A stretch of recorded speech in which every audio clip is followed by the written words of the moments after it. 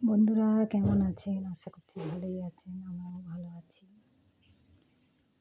তো আজকে ওয়েদারটা ভালোই, রোদ উঠেছে, বারান্দায় রোদ এসছে, চান টান হয়ে গেছে।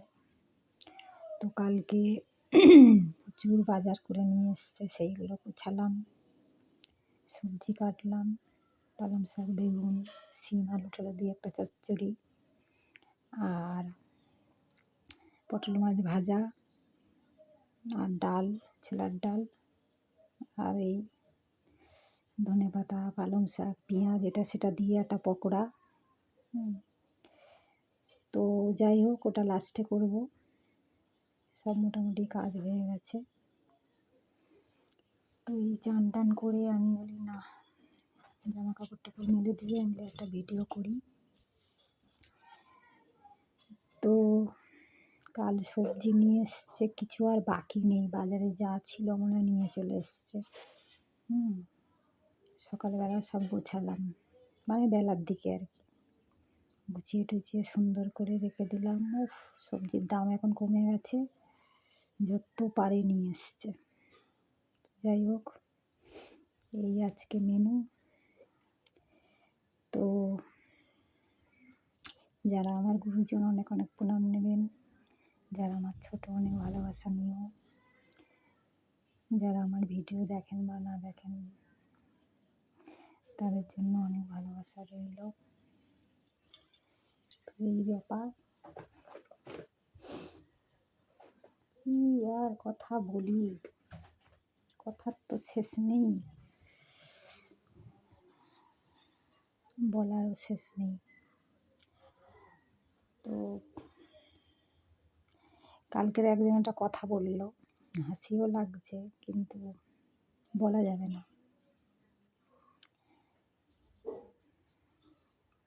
কত রকমের মানুষ আছে, কত রকমের কথা তাদের মাথায় ঘোরে। তো এই ব্যাপার, আবার কদিন পর কলকাতায় যেতে হবে। একজন আত্মীয় আসবে দেখা করতে। তারপরে চোখটা একটু আমার চেক আপ করার আছে লাস্ট। সে তো বলবেই যে আর একটা চোখ অপারেশন করুন। তো যাই হোক, 2 মাস পর যেতে বলেছিল, 2 মাস হতেই যায়, বাকি আছে এখনও হয়নি। তো একটু চেক আপ করে আসবো, আর ওই দিদির সঙ্গে একটু দেখা করে আসবো, কদিন থেকে আসবো। তো এই ইচ্ছা আছে, দেখা যাক। আবার হলদিয়ার থেকে কদিন গায়েব হয়ে যাব কলকাতায়। এই চলছে আর কি। এখন তো চারিদিকে সব পৌষের মেলা। তো আমাদের এই কলকাতার দিকে পৌষের মেলা অতটা দেখিনি বসতে, বা অন্য অন্য জায়গায় হয় কি না জানি না, কলকাতা তো আর ছোটো শহর নয়। তো অন্য অন্য জায়গায় নিশ্চয়ই মেলা টেলা বসে, কিন্তু আমাদের করুণাময়ী মেলা বসে, সল্টলেক করুণাময়ী। ওটা বরাবরই আমি ওখানে যাই, যখন ওই সল্টলেকে থাকতাম। তো ওই মেলা থেকেই সব আমি জিনিসপত্র কিনতাম, যা কিছু ঘরের, বালিশের ওয়ার, বেড কাভার, এই সাজগোজার জিনিস সমস্ত, সব কাপ প্লেট হ্যান ত্যান। কে কিছু দরকার?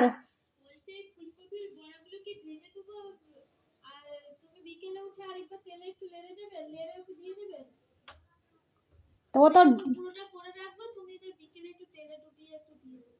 না, ওইটাই রেডি করে রাখো, এখন তেলটা বেশি টানবে, এমনি রেডি করে রাখো, বুঝতে পেরেছ?